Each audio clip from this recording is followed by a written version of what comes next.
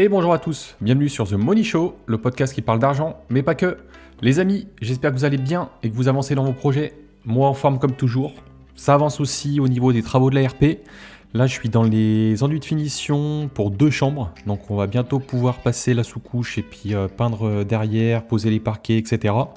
On voit enfin le bout, c'est vrai que quand on est dans les finitions comme ça se termine jamais, on a l'impression. Ensuite la salle d'eau elle avance en parallèle, ça c'est cool, et le projet locatif en association avec mon pote Philippe, ça avance aussi. Là on est bientôt aux peintures, donc ça fait plaisir, Sinon pour faire un petit retour sur le dernier épisode avec Marc, l'épisode il vous a plu, et notamment sa vision, sa simplicité, son mindset, donc je suis super content.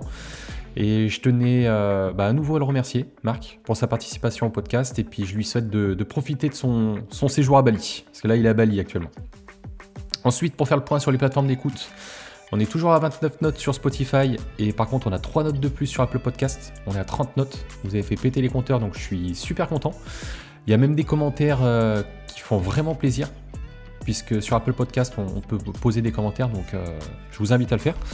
Sinon, les abonnés de la chaîne YouTube, ça continue de grimper, on est à 28 abonnés, donc je compte sur vous pour continuer. Voilà, même si c'est pas forcément la plateforme d'écoute principale sur laquelle vous m'écoutez, je vous incite à aller sur YouTube pour aller vous abonner. Voilà, ça fait toujours un peu de visibilité. Merci aux fidèles pour vos écoutes, qui au passage augmentent petit à petit. Et a priori, il y a même des nouveaux qui arrivent régulièrement sur le podcast, parce que je fais des nouvelles écoutes sur les premiers épisodes, donc ça fait vraiment plaisir. Merci également à ceux qui partagent sur les réseaux. Et puis enfin, merci pour vos notes sur les plateformes d'écoute. Tout ça, ça contribue à faire décoller le podcast, à le faire connaître et à motiver plein de gens. Donc j'en demande pas plus. Et enfin, concernant l'épisode du jour, j'ai reçu Julien et Marion. C'est le premier couple du podcast. C'était trop bien, super expérience. Et puis pour les présenter rapidement, ils sont propriétaires d'une vingtaine de logements, dont 11 locations courte durée. Ils ont également une conciergerie qui gère plus de 70 appartes en location courte durée. Ils sont salariés tous les deux à temps plein. Et puis pour terminer, attention, ils ont 5 enfants. Donc je trouve ça incroyable. Et je lisais un livre récemment qui s'appelle Le Mindset du succès, dans lequel l'auteur disait que le premier facteur de réussite, c'est la planification. Et là, vous allez voir, on est en plein dedans. Julien et Marion, ils ont une organisation qui est millimétrée. Et je pense que quand on gère tout ce qu'ils gèrent, et en plus en ayant 5 enfants, on n'a pas d'autre choix que d'être organisé. Donc voilà, je vous laisserai écouter l'épisode. Moi j'ai vraiment adoré tourner l'épisode. Je suis vraiment impressionné par leur parcours qui à mon sens est juste fou. Et je tenais à les remercier à nouveau pour leur participation. Et encore merci de m'avoir accordé du temps dans votre emploi du temps qui est plus que serré. Donc voilà, merci à nouveau. Et sur ce, je vous laisse avec l'épisode du jour qui j'espère vous plaira. Et bonjour à tous, aujourd'hui je reçois Julien et Marion dans le podcast. Premier couple, ça je précise, je suis super content. Le premier podcast. Et pour vous, premier podcast, c'est ça, donc en tout cas je suis très content que vous ayez accepté l'invitation à nouveau, donc je vous remercie. Merci. On se connaît pas, mais du coup ce qu'on disait avant, on a échangé en off, on s'est croisés en soirée, IMO, à la soirée des gentlemen. En novembre ou décembre 2023, je sais plus exactement. Donc on n'a pas eu l'occasion d'échanger. C'est vrai que c'est une soirée où on était, je crois, 160 ou 110 même. Ouais, du monde, c'est compliqué d'échanger avec tout le monde dans ce genre de soirée, mais... C'est ça. Donc ce sera l'occasion. Donc habituellement, la question, c'est en 1 minute maximum. Est-ce que tu peux nous dire qui tu es ? Là, du coup, on va dédoubler. Est-ce que vous pouvez nous dire, à moi et aux éditeurs, qui êtes-vous, quel âge vous avez, et puis qu'est-ce que vous faites ? Ok, 1 minute chacun. Tu commences, je commence ? Vas-y, commence. Ok. Donc moi, c'est Julien, j'ai 29 ans, je viens d'Alsace. Donc actuellement, je suis chauffeur routier en Suisse. Mon parcours... scolaire, j'ai arrêté à 16 ans l'école, j'ai fait des livraisons de pizza comme toi, après j'ai fait à partir de 18 ans, diverses intérims en Suisse avec des jobs variés, en général très contraignants et pas forcément top, pour finir au final, dans le point de vue salarié en tout cas, chauffeur poids lourd, enfin c'est ce que je suis actuellement, j'ai pas fini moi avec le salariat, donc c'est mon activité principale actuelle. Okay. Moi, ok. Alors, je m'appelle Marion, j'ai 38 ans, je suis alsacienne aussi, donc on est mariés tous les deux. Mon parcours, alors ma maman m'a appris que je devais toujours trouver quelque chose qui me plaît dans la vie pour ne pas avoir à travailler dans la vie. Donc c'est ce que j'ai fait. J'ai toujours voulu travailler un petit peu dans le tourisme et surtout à l'aéroport. Ok. Et j'ai fait un BTS tourisme et là, ça fait 15 ans que je travaille à l'aéroport. C'est un environnement stimulant, c'est un travail d'équipe où on est solidaire, où c'est assez contraignant par les horaires, Ok. les problèmes qui peuvent arriver, les gens qu'on rencontre, mais j'adore. J'adore, je suis épanouie par mon travail. Ouais, ça fait 15 ans, j'ai évolué, j'ai été agent d'escale, j'ai fait de la vente, enfin du ticketing. Ok. J'ai fait des formations, pardon. J'ai fait des formations à Londres parce qu'on travaille pour une grosse compagnie aérienne de Grande-Bretagne. Je suis passé superviseur, je suis passé coordinateur avion, c'est-à-dire qu'on donne les informations aux pilotes, et Ok. formatrice, et j'organise aussi des événements dans mon travail. Ok. Bon, bah c'est cool. De toute façon, on va continuer de dérouler. Habituellement aussi, je pose deux questions aux auditeurs. J'aimerais savoir quelles personnes vous inspirent ou vous ont inspiré dans votre vie et pourquoi. Bon, déjà du fait qu'on est un couple, c'est vrai que, je sais pas si on peut appeler ça des mentors, mais des gens qu'on voit un peu comme exemple, qui sont sur les réseaux, qu'on connaît pas personnellement, même si on a pris des formations eux, c'est Laurent Boutier et Maude, Ah parce oui, que c'est un couple qui investit, donc je sais pas si tu connais, je connais sur les mais réseaux, ouais, dans le uniquement. principe, enfin, ils investissent ensemble, ils font ensemble, et c'est Il nous bon, inspire voilà, beaucoup. ils nous inspirent. On n'est pas forcément avoir fait à l'identique de tout, mais ils travaillent ensemble, c'est quelque chose qu'on aime bien. Et sinon, je pense qu'on est d'accord sur ce point-là, dans le mindset et tous ces trucs-là, c'est vraiment Tony, Ah, d'une vie de liberté, je pense que tu connais, c'est vraiment oui, oui. là, on peut dire quand même vraiment le mentor dans ce domaine-là, et qui, je pense, que ce soit dans l'investissement, dans la vie perso ou quoi que ce soit, le mindset, c'est primordial, et c'est vraiment ton mindset, le mentor là-dedans. Il n'y a pas On de... l'adore. Big C'est up, ça. tonton. Rendez-vous, rendez-vous tous les 15 jours, lui, c'est un lundi sur deux, Exact. son podcast aussi. Donc voilà, je crois que, ouais, niveau mentor, on est d'accord là-dessus, quoi. Ok, bon, bah, c'est cool. Et puis d'habitude, je demande aussi quelles sont les valeurs auxquelles vous tenez. Ça peut être des valeurs qu'on vous a transmises, que vous avez apprises. Et j'irai même jusqu'à, parce que vous l'avez pas encore dit, je crois, jusqu'à présent, vous avez 5 enfants, c'est ça? Tout à Donc du fait. Ouais. coup, j'irai même plus loin en disant quelles valeurs vous voulez transmettre aussi à vos enfants. Ouais. Donc pour les valeurs à transmettre, peut-être que c'est bon, la valeur de base, c'est famille. Je pense que tu t'en doutes, si on Ouais, a 5 enfants, s'il n'y a pas la Bien de famille le dedans, on préciser. n'irait pas bien loin. Donc On il y a fait tout déjà la ça pour eux, famille. et pour nous, mais pour eux aussi.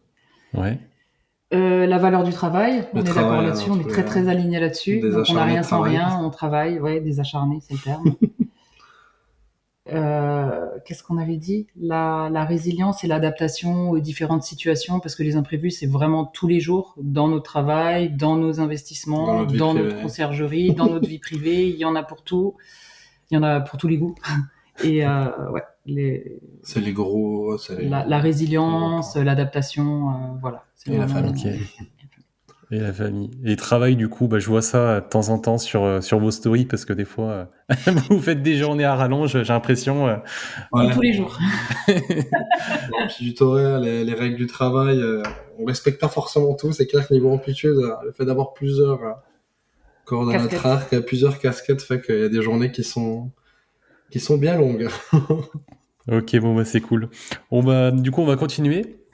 En fait, moi, le podcast, je l'ai axé sur 3 choses. En fait, d'une part, votre parcours immobilier. Une autre part, j'ai vu que vous aviez une conciergerie. Et puis une dernière partie, moi, ça m'intéresse aussi sur justement votre famille, l'organisation, etc. Donc ça va être bien cool. Vous avez dit ce que vous faisiez comme métier, un petit peu vos parcours aussi. Toi, tes formations Marion, et puis toi, de ton côté, Julien, tu disais que tu avais arrêté l'école à 16 ans, c'est ça? Tout à fait. Voilà.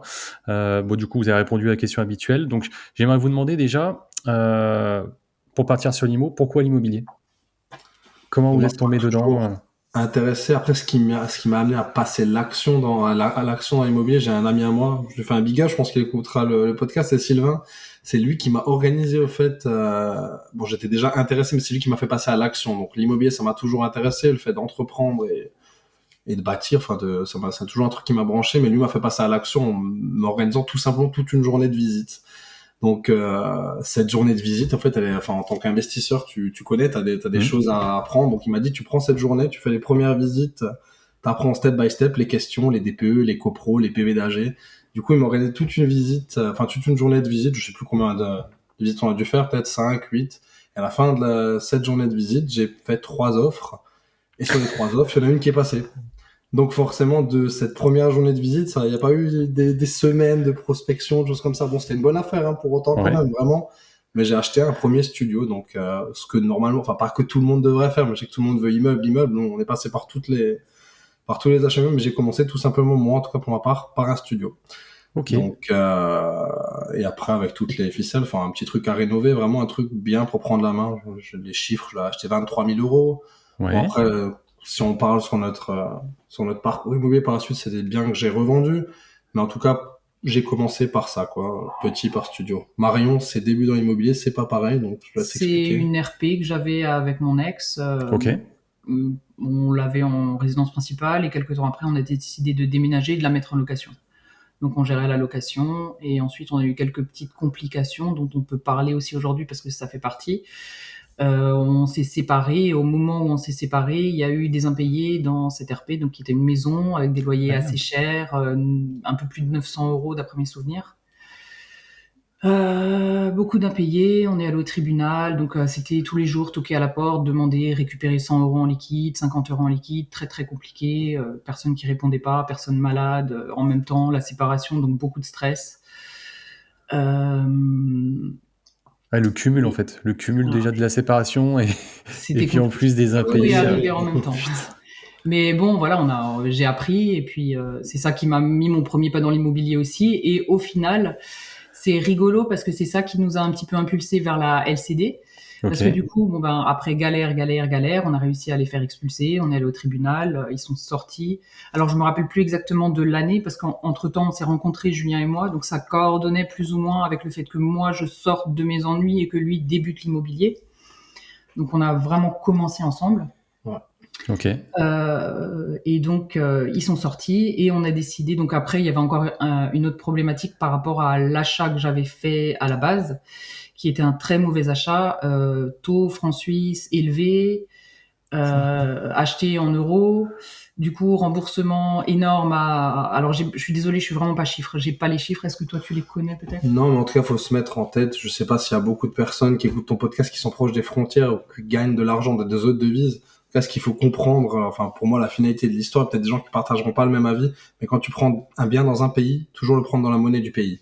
Le problème, c'est quand on est frontalier chez nous, que tu gagnes des francs suisses et que le taux est intéressant, les taux bancaires, les taux d'intérêt bancaires en Suisse sont très avantageux. Ils ont un système totalement différent, mais en tout cas pour ce qui est des prêts en soi-même, donc tu as fait un prêt en Suisse, tu le prends en France, c'est le même système d'hypothèque, tout, sauf que les taux sont plus avantageux, mais ils sont en francs suisses. Donc tu as le variable, pas forcément du taux, mais du taux de conversion, pas le taux d'intérêt, mais le taux de conversion. Ouais. Et c'est là-dessus qu'elle a perdu monstre, quoi. En tant que frontalier, on a gagné sur la paye, c'est bien. Au jour d'aujourd'hui, on a 1 égale 1. Sauf qu'à l'époque, au début, on bossait là-bas, c'était 1 égale 0,70 en euros. Ah oui. Et du coup, elle a payé pendant presque 10 ans pour au final sortir flat de l'histoire, quoi. Je sais plus les coûts d'achat que t'avais exactement. Pour s'en sortir flat, je me souviens qu'on avait mis 11 mois à la vendre. Ouais. Et il a fallu passer par la LCD. Oui, donc, c'est justement ça qui a mis les pas dedans. Trouver des meubles d'occasion, décorer avec les moyens du bord et aller faire les ménages après le travail, avec les enfants à récupérer. Voilà. Mais ça marchait bien. Après, par-dessus le marché, il y a eu le Covid. Pardon. J'ai entendu ton podcast aujourd'hui, t'as dit on ne le dit pas. Donc il y a eu... En fait, je sais pas si on peut le dire ou pas, c'est sur YouTube, mais après, moi, je m'en fiche. Il y a eu en 2019 et du coup, ça a complexifié encore la chose. Voilà. Mais finalement, on s'est ressorti, je crois qu'il y a eu 500 euros en plus sur le compte, quoi. Au moins, on en est sorti, c'est déjà le principal, tiens. Voilà. J'ai récupéré l'argent qu'il me devait. Bon. Okay, pour la vente, c'était 0, mais pour l'argent qu'il me devait, c'était moins 7000, je crois. Ok. De toute façon... C'est d'autres choses. Si un jour, je sais qu'il y a Claire Ducé qui est spécialisée là-dedans dans les réceptions. Si un jour tu l'interviews, quoi, il y a des clauses. Des fois, quand les personnes sont insolvables, t'as beau faire toutes les démarches, faire la chose dans l'ordre, à bout d'un moment, la finalité de la chose, c'est que faut lâcher. T'es pas l'État, t'es pas prioritaire. Donc, si la personne n'est pas solvable, tu l'as dans l'os, quoi. Faut lâcher, faut abandonner, ouais. Voilà. C'est du passé, voilà. Passer à autre chose. Je l'ai vu énormément en banque sur pas mal de justement de séparation, de divorce et la finalité du truc, c'est que quand il y en a un qui peut pas, ou même des fois il y en a, ils décident juste simplement de faire chier, hein, ils ont les moyens mais ils veulent pas, faut lâcher l'affaire en fait, sinon t'avances jamais et tu peux pas refaire ta vie, tu peux pas avancer. Quand t'es investisseur, ça te bloque un peu, donc autant couper et puis basta. Ouais. Voilà. L'essentiel, c'est qu'on a revendu et maintenant tout est bien qui finit bien, quoi. Et qu'on a appris, que ça bien a quand même maintenant. faut Et exactement, et c'est ça qui nous a mis dans la LCD parce qu'il n'y avait pas le choix que de faire rentrer de l'argent quand même en attendant de la vente et je pouvais pas la vendre à perte, donc Ouais. ça nous a permis de. Et alors du coup, comment vous avez démarré vous avez acheté quoi du coup en commun le premier Donc nain que vous avez fait? ensemble, en même temps qu'il y a eu cette péripétie de la maison, moi j'étais en train, quand on s'est rencontrés, j'étais en train d'acheter mon premier studio. Donc ce studio-là, tout de même, c'était à moi, donc on était tout fraîchement ensemble, donc c'était mon achat à moi, mais elle m'a aidé sur tous les plans, déco, achèvement. Et très rapidement ensuite, dans la même copro, j'ai racheté 2 autres studios au même prix, 23 minutes. Après de longues négociations, j'ai réussi à avoir pareil, donc elle m'a aussi suivi dans toute cette aventure. Ok. Et ensuite, on a passé, on peut dire la deuxième, même la troisième, on a passé à la vitesse supérieure. Enfin, moi, depuis le début, je voulais des immeubles. C'est elle qui avait aussi réussi à me raisonner. Elle m'a dit oui, tu prends la main sur des studios et tout. Donc après, on est quand même passé aux immeubles, quoi. D'abord, il y a eu les 2 autres. Hein. Oui, j'ai acheté d'autres biens encore, c'est vrai. J'ai acheté d'autres biens encore dans des copros. Quand Julien il commence, il n'arrive plus à se lancer. Pour moi, les gros achats, ce qui m'a vraiment marqué, c'est les immeubles. Pourtant, dans les 2 autres biens, il y en a un qui est vachement méga rentable, même. Si on parlait de chiffres de ceux-là, ils sont bien aussi après. Mais j'ai préparé les chiffres du gros, c'est de l'immeuble. Ouais. On a acheté 2 immeubles, un qui était déjà habité et l'autre qui était vide. Donc, l'autre qui était vide, c'était 3 lots initialement. En fait, on les a achetés dans la même semaine pour te donner une idée, le mardi et le vendredi. Pas parce que j'ai voulu enchaîner vite, parce que dans celui où il y avait 3 lots, c'était 3 copropriétaires, enfin la même famille, différents, sauf qu'il y en a un qui est décédé en cours de compromis. Déjà, ils savaient pas s'ils allaient le mettre sous tutelle, et ensuite il est décédé. Donc je t'explique que ça a vraiment rallongé le truc, et entre-temps, j'ai trouvé une bête d'affaires pour un autre immeuble, enfin avec 8 et 3, vraiment un grand immeuble avec que des grands logements. Et il s'avère que ça a matché, ensemble. Mais oui, pour faire les visites, quand il y en a un qui est décédé, un qui est sous curatelle, c'était une galère. C'est la galère, On a réussi à aboutir les 2 dans la même semaine. Dont un, du coup, qui nous a valu beaucoup de travaux. On a fait 1 an et demi de travaux. Donc, 1 an, ouais. Pratiquement la valeur de l'investissement, on l'a investi en travaux, même plus, hein. Ouais, en termes de chiffres, on a acheté l'immeuble. On est dans des zones ceux-là, en l'occurrence, qui sont pas très chers au mètre carré, mais on a acheté un immeuble, grosso modo, je sais plus, de 180 mètres carrés à 145 000 euros. 145 000, ok. En mettant 250 000 de travaux. Ok. Sauf qu'on est passé de 3 appartes, en divisant chaque niveau en 2, en scindant en 2, en aménageant les combles et en pensant que j'ai encore une dépendance, on est passé à 8 lots, dont 7 qu'on exploite actuellement. On est quand même, et c'est que des T2.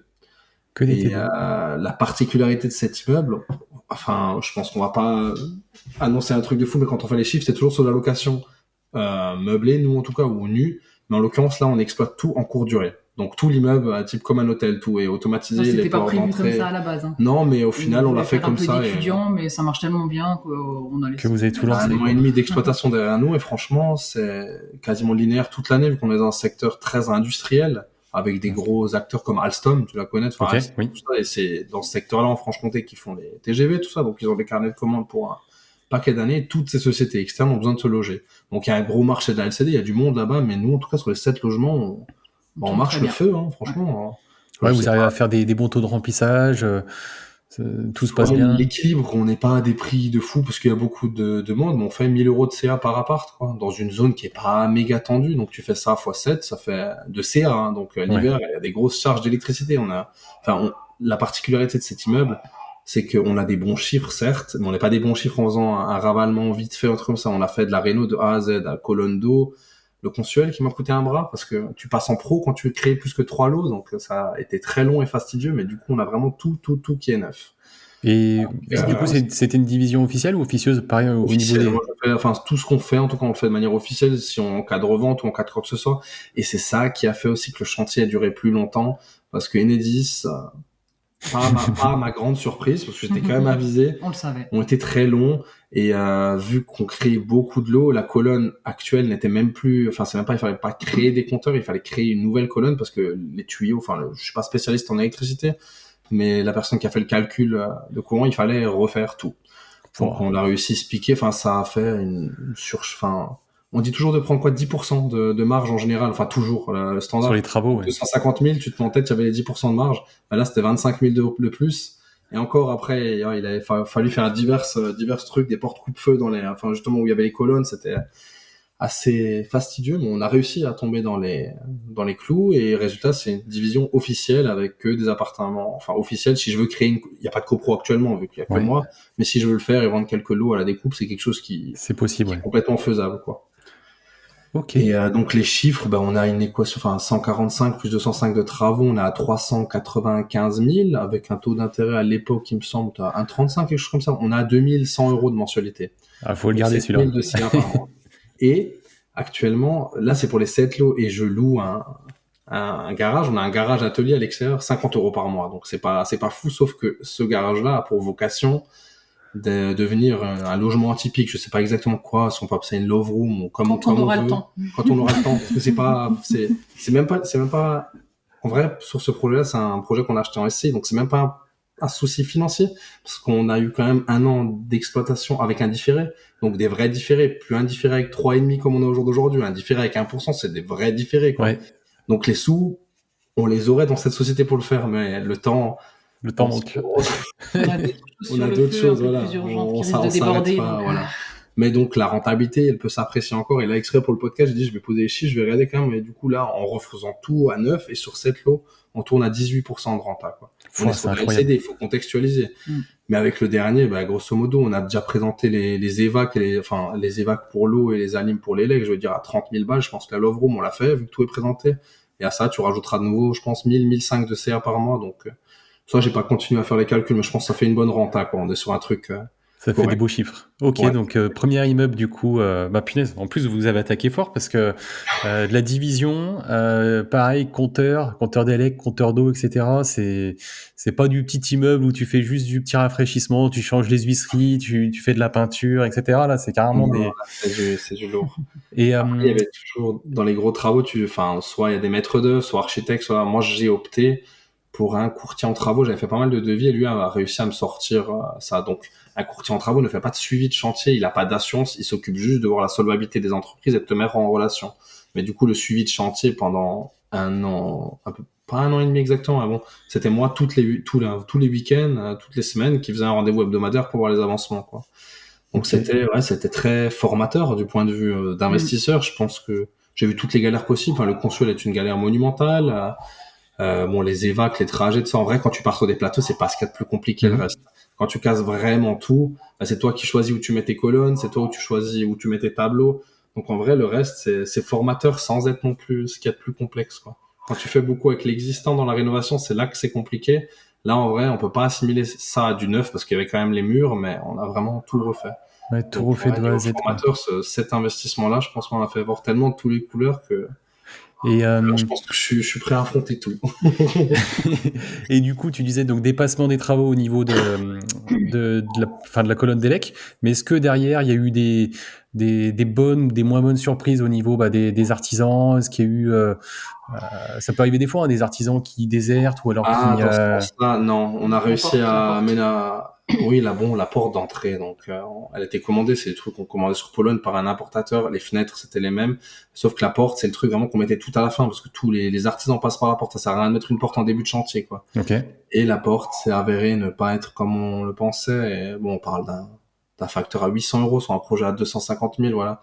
Mais petite anecdote, pour l'instant, on n'a pas changé la porte. Nous, quand on est venu faire la déco avec une de mes copines, on a quand même perdu une journée à rester bloqué devant, à devoir appeler le dépanneur qui venait avec ses coussinets, avec une facture de, je crois, quand même 800 balles aussi. Beaucoup de malfaçons, oui, c'est vrai qu'il faut le même prix. C'était pas drôle, mais bon. Mais à part ça, le seul hic qui nous est arrivé, on va dire que c'est pas grave. Pas d'artisan qui nous a planté en mi-chemin, enfin, je vois beaucoup de trucs, la Broussard, là, qui avait truc, ou beaucoup d'investisseurs qui se sont fait pas mal. On n'a pas eu de choses comme ça. Et même par la suite de ce chantier-là, qui a été très formateur, j'ai noué quand tu fais tout un immeuble comme ça, sur les 250 000 €, il y a des très gros lots placos, du coup, c'est des sociétés qui m'ont arrangé, et qui, depuis, en fait, je crois quasiment non-stop, depuis, je les fais bosser tout le temps. Enfin, je compte pas l'argent que je leur ai donné, entre guillemets, ils fournissent le matos et tout, mais je leur donne du travail, je pense que je dois être un très bon client, eux, quoi. Je sais qu'ils étaient en difficulté financière récemment. Je pense pas qu'elle écoutera forcément le podcast. On peut couper à ce moment-là, s'il te plaît. Non. Mais du coup, là, ça va bien, quoi. On a refait des autres chantiers à 30 000 balles, je crois, derrière. On a fait pas mal de... Oui, et puis c'est des gens sympas avec qui on s'entend bien humainement. Il y a un très bon feeling. Il y a un bon feeling, ouais. Ils sont compétitifs en termes de prix et ils fournissent une qualité correcte.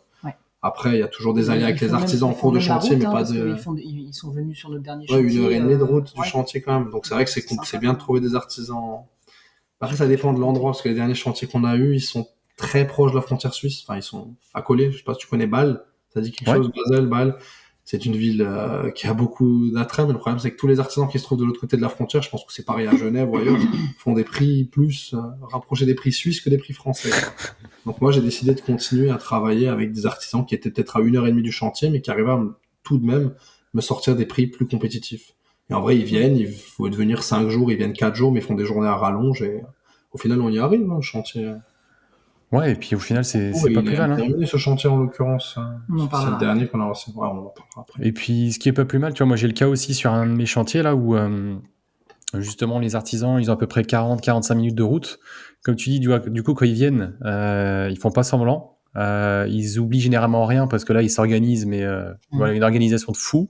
Et puis, c'est des journées à rallonge, donc au final, ils abattent un boulot de fou. T'as l'impression que les chantiers avancent super vite comparé à un chantier classique. Mais c'est vrai. En fait, d'un point de vue qu'on pourrait penser négatif, un artisan qui viendra d'à côté va peut-être jongler entre plusieurs chantiers. Toi, l'artisan, il fait ses 45 minutes de route. ouais. Il va pas se rebarrer chez lui à midi ou permuter sur un autre chantier l'après-midi, Ah quoi. ouais, Ah là, Et il a j'ai que ça. remarqué, en fait, la même chose que toi, vraiment. J'ai même un artisan, enfin, big up, vraiment, l'électricien, il est top, mais il a fait des journées à rallonge jusqu'au soir, mais tard, et même les dimanches, enfin, il y a beaucoup d'autos qui bossent, enfin, ils bossent quand ils veulent, quand ils font pas de bruit, et c'est vrai que ces gens-là qui viennent de loin, bah, je pense qu'ils sont plus performants des fois que ceux qui viennent de la porte d'à côté, quoi.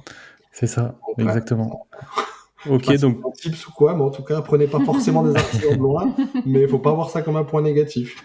ça peut se tenter, quoi. Ok, donc première belle opération qui, au passage, est à combien de temps de chez vous à peu près? Enfin, en Une distance heure de ou chez nous 1 heure de chez aujourd'hui, vous? 1 heure de notre chez nous d'avance, ouais, 1 heure.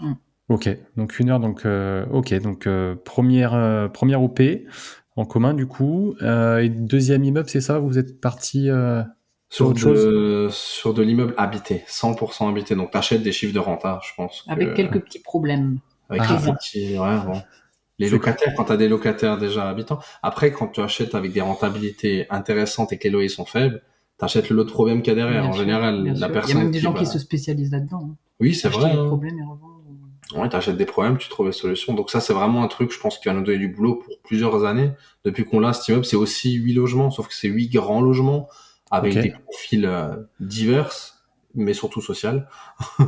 Mais ce sont des gens très adorables et dedans, on a quand même noué, enfin moi, avec certains locataires. Enfin, il y en a un, je On peux presque s'aime dire c'est bien, mon concierge, hein. Enfin, on s'entend très il est au bien, oui. rez-de-chaussée, il te dit tout ce qui passe, il est vraiment super sympa, on a un bon feeling et ce sont des gens vraiment qui, dans le temps, sont, ouais, on a loué des bons liens. Après, il y en a qui étaient plus problématiques, il y en a qui sont sortis, il y en a qu'on a rénové, mais c'est le genre d'immeuble où tu injectes toujours des fonds. Ça veut dire que déjà celui-là, vu qu'il était 100% loué et qu'on a acheté l'autre en même temps, on nous a refusé un différé, même un différé de 6 mois, on n'a pas voulu me le donner. Et pourtant, depuis, on a eu 3 sorties et chaque sortie, enfin, On a tout rénové. les appartements, nous, je crois qu'on fait jamais de réno légère, en fait. Quand je fais de la réno, il faut que ça soit cassé de partout, il faut que tout soit neuf, il faut que dans le DPE, il y a aucune anomalie élec. Mais On du repart coup, sur- même en faisant une partie toi-même ou en faisant un démol, tu t'en sors pour des appartements de 50, 55 mètres carrés, jamais en dessous de 20 000 euros, quoi. Donc certes, tes loyers sont à 300 euros, la personne elle sort, tu mets 20 000 dedans, tu loues 600, mais à chaque fois, il faut les ressortir ces fonds, il n'y a pas de crédit.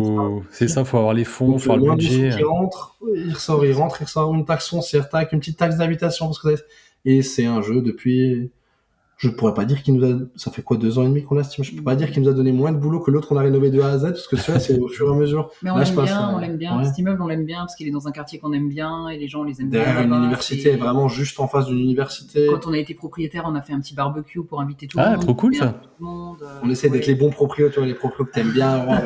Mais les propriétaires que tu fais pas trop chier Et non puis plus. on est cool avec eux, quoi. On est Oui. pas, Et par contre, les nouveaux biens là où on a rénové. fait les travaux, sont passés directement à LCD et on a vu la différence sur la renta. En fait, tu m'en as parlé Ouais. hier, hein. Clairement. En fait, les chiffres, on est à 320 000 immeubles de 8 T3.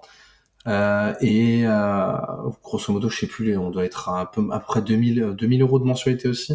Et là, Ouais. en fait, on a passé 3 en LCD. Et ce qu'avant, on rentrait Deux. deux. On rentrait Bientôt, 2007 pour tout l'immeuble. Et là, juste avec 2 LCD de chiffre d'affaires, attention, Ouais. on prend toujours en compte, on rentre 2000 de chiffre d'affaires sur 2 apparts. Après, le reste, c'est des loyers, on a des loyers à 300 euros, à 400, mais enfin, pour dire le ratio, quand tu fous un LCD, après, il y a le ratio meuble aussi, hein, c'est 5000 euros de meubles quasiment dans faut 3 les ou amortir, 5000. Enfin, avec l'électro, mais il y a des sous à sortir Après, tout le on temps. sait faire aussi. Donc On sait faire et on sait pourquoi on le fait. Enfin, et on le fait aussi parce qu'on se rend compte, alors j'ai déjà entendu sur beaucoup de podcasts que les gens trouvent que dans notre secteur en tout cas, on se rend compte que c'est moins chiant, c'est ça. on arrive plus facilement à trouver des locataires et ouais, vraiment c'est moins chiant de faire de la LCD que de la longue durée, quoi. Bah, tu les gères, t'as peut-être une personne spéciale qui reste 2-3 jours, mais elle a pas de rester 2-3 ans et de foutre tout en l'air, quoi. Donc en Et vrai, même moi, de la gestion, je sélectionner les préfère. dossiers, on n'y arrivait pas. Ouais, c'est... Il y en a un qu'on a remis en longue durée parce qu'on n'avait pas les moyens de refaire et puis il était plus ou moins correct. Oui. Cet été, on a mis on a eu 1 mois de vacances locatives parce qu'on n'a pas trouvé le bon locataire. Parce qu'on voulait, si déjà on change le locataire, c'est pas pour reprendre quelque chose. Et ça nous a fait mal, hein. Mais on voulait pas quand même. C'est les sous. Ouais, et puis il vaut mieux à la limite attendre 1 mois et trouver un très bon locataire plutôt que d'en retrouver un tout de suite. Mais derrière, quelqu'un qui paye pas, quelqu'un qui détruit le logement, quelqu'un qui va mettre des mois, voire des années à virer. Et après, des demandes, on en a eu, hein. Tous les jours, il y avait 30 demandes. Vraiment, on était pas du tout cher par rapport au marché, mais c'est juste qu'il fallait qu'on trouve quelqu'un de qualité, quoi. Mais après, si tu veux commencer sans trop d'emmerde dans le locatif, prends pas des T3. Ou si c'est peut-être pour faire de la coloc, des trucs comme ça, oui. Mais sinon, la population que tu attires, ça va pas forcément être l'étudiant. Secteur, hein. Mais je pense que presque partout quand même. Soit des petites familles, mais bon, enfin. T3 en meublé ou en nu, tu veux dire? Non, en nu.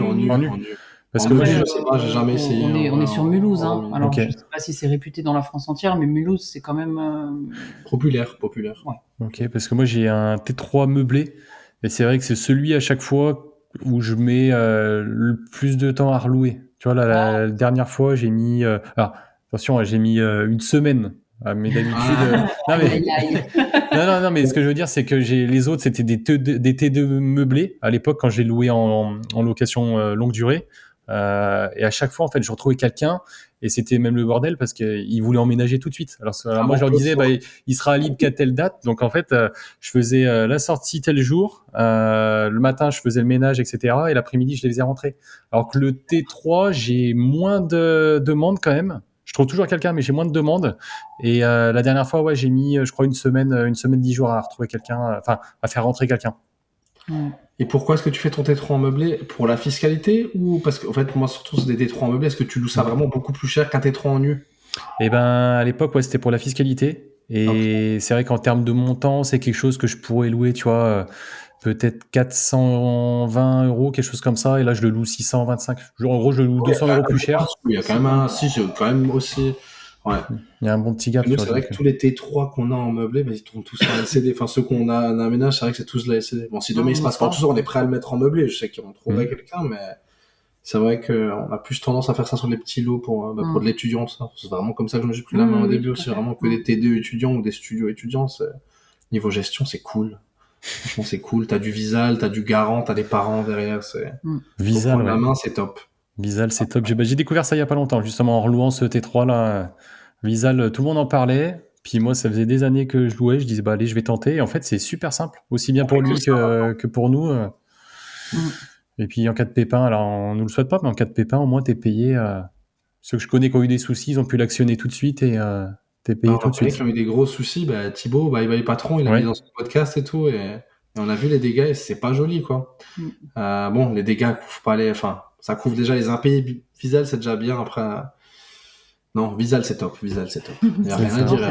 Il y a pas de mauvais retour. Visal, quand t'as des... Moi, mon garant sur la maison, par exemple, j'avais un garant quand même, hein, et il est mort. Donc là, tu peux pas. Ça va être compliqué, moi. Voilà. Visal, t'as pas de souci. Non, c'est ça. Et on fera un petit aparté, du coup, sur la conciergerie. On parlera aussi LCD. Oui. Un peu plus en détail. Mais là, du coup, donc 2 immeubles, ça fait 7 et 8 lots, c'est ça? 15 à peu près. Du coup, 8 aussi, sauf qu'il n'y en a que 7 qui sont en appart. L'autre, c'est un local. Un garage encore? Un garage dépendance. C'est aussi compté comme un lot. Donc 8 et 8, quoi. 16. Après, on avait... Mais les trois premiers, je les ai vendus. Des problèmes, on peut en parler ouvertement, un problème de cafard, mais dans la copropriété. On a essayé de lutter. C'était de l'étudiant. Et à bout d'un moment, en fait, j'ai dit... fini. Et puis ça tombait au moment où on achetait ces 2 immeubles. Enfin, on n'a pas fait la chronologie, c'est difficile de tout remettre dans le temps. Mais c'est les 3 studios que j'avais achetés, du coup, mes 3 premiers biens, je les ai revendus peu avant d'avoir l'immeuble. de une, ça m'a fait de l'apport. Je les avais acheté 23 000, j'ai vendu 40 000 d'unités et je les ai vendus les 3 en même temps. Après, il y a eu des travaux dedans, hein, mais il y a eu une belle plus-value qui est partie directement dans l'apport des différents. Enfin, quand tu achètes deux immeubles, projet. je crois que tu avais fait le calcul de tes. Ça, je l'ai pas fait, tu vois. Le calcul des apports, mais c'est bien quand tu récupères quelques billes comme ça, c'est bien de. De pouvoir réinjecter, ouais. Placer tout de suite. Mais les problèmes de cafard, c'est une cata. Donc là, on a les 16 lots, on a 8. J'en ai acheté un autre qui tourne aussi en LCD. Un qui est en location, un qui est en location meublée. En tout, on en a 21. 21 lots. Donc, dont 16 concentrés sur 2 immeubles. Après, il y en a un qu'on a fait dernièrement aussi, c'est le plus gros qu'on a. Ouais, là, c'est vraiment quand il dit rénovation complète qu'on a fait à Belfort. Là, celui de Saint-Louis, donc proche de la frontière, le dernier qu'on a fait, c'est vraiment encore plus que complète. Celui du Nain, tu vois, vraiment juste à côté. Ah oui, une Nain, oui. Bah, c'est carrément pose d'IPN et tout, on part sur du gros œuvre, c'est vraiment un truc. Ah oui. On passe d'un. Mais le résultat, ça va être notre résidence secondaire, ou peut-être plus tard on vivra là-bas, on espère. C'est le seul appart, faut contextualiser, on a 5 enfants, on est 7. Avoir un appart où on passe tous ensemble, c'est compliqué. Et cet appartement-là, il a été fait, enfin, il passait d'un T3 à un T4. Et il a été fait pour nous. Je sais pas pour quand, mais on peut y aller dedans. Et en plus, dans ce secteur-là, les gros nombres de couchages, je sais pas comment c'est chez toi, mais t'as beaucoup moins d'offres. Il y a beaucoup dans ce secteur des studios, des T2, des apparts comme ça, il n'y en a pas énorme. Et même si on est très loin des chiffres de Mulhouse et Belfort, on est vraiment à côté de la frontière.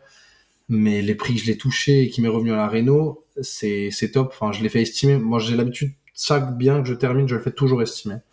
Et il n'est pas du tout été acheté dans un but d'achat-revente, mais on a une très belle plus-value. Très belle plus-value dessus, ouais. Du fait qu'on a fait d'un T3 à un T4, qu'on a vraiment tout assaini, qu'on a fait les vitrages, enfin, on a fait la totale. On a fait la totale. Ok. Et c'est un bien qui tout de suite, donc là, potentiellement, c'est une résidence secondaire ou un... C'est un Airbnb en vrai. Ouais, c'est ce que j'allais demander. Ouais. Vous l'avez mis en LCD là pour l'instant en attendant. Mais nous, on s'est dit que, étant donné qu'on travaille à côté, les week-ends, moi, de temps en temps, Julien avec les enfants, sa maman, elle habite pas loin, et puis Julien, c'est sa ville natale, on va dire. Okay. Il vient de là-bas. Nous, on habite à peu près à 45 minutes, 30 minutes. Ouais. Donc, on s'est dit que de temps en temps, les week-ends, on allait le bloquer, on allait aller là-bas, et on adore là-bas, c'est à côté du Rhin, c'est à côté de la frontière suisse, à côté de la frontière allemande, il y a beaucoup de choses à faire, c'est vraiment sympa. Bah, t'es à 40 minutes de Zurich, je pense, beaucoup de gens connaissent, 40 minutes de Zurich, t'es pas loin. On est rêveurs, hein, parce qu'on n'a pas le temps, mais peut-être. Oui, parce que depuis qu'on a fait ça, il tourne en LCD depuis 1 mois et demi, on a des bons chiffres, mais on n'y est pas allé.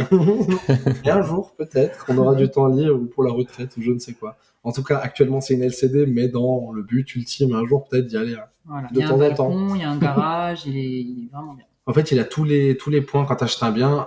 D'abord, pour que ça vaille le coup, tu aurais des points négatifs. Parce que si tu dois revendre à côté d'une voie ferrée ou quoi, mais celui-là, il n'y a que des points positifs. Le seul point négatif, c'est qu'il était pourri.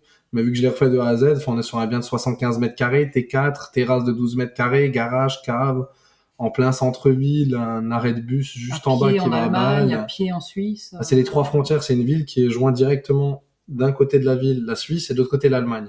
Par une passerelle. On a le Rhin, mais tu passes vraiment à pied partout. Et c'est un bien qui, au jour d'aujourd'hui, par rapport à ce qui nous est revenu, je crois il nous est revenu à 100, plus les travaux, je crois 160. Il est valorisé entre 220 et 240. C'est vraiment très bien. Mais c'est pas du tout un bien qu'on veut vendre parce que c'est un bien qui me coûte... Bon, on l'a acheté avec des gros taux d'intérêt parce que ça fait 1 mois et demi qu'on a terminé. À 3,5, il nous coûte 900 euros par mois. Là, on est en différé, hein, mais il va nous coûter à terme... Non, pas 900, 800 euros, 796. 800, ok. Et il rentre entre 2 et 3 000. Ah oui, d'accord. Il y a un beau petit gap. La moyenne, c'est 110, 115 euros par nuit, sauf qu'à Bâle, c'est une ville de Suisse très dynamique, un peu comme Genève, mais du côté alémanique, quoi. Il y a des grands événements qui te font doubler les prix de la nuit. Il y a l'Eurovision qui arrive, là, cette année. Les nuits, c'est 5 nuits, 2000 balles, quoi. C'est des prix vraiment insolents. Donc, en fait, il n'y a pas... Nous, on pourra parler sur nos stratégies Airbnb, et vu qu'on a une conciergerie, on est plutôt... On connaît en plus ce qui se passe dans le marché, donc on sait quoi faire aussi, c'est vrai. Il n'y a pas de prix fixe chez nous toute l'année, autre chose comme ça, quand on s'adapte à la période, et du coup, c'est le genre de bien...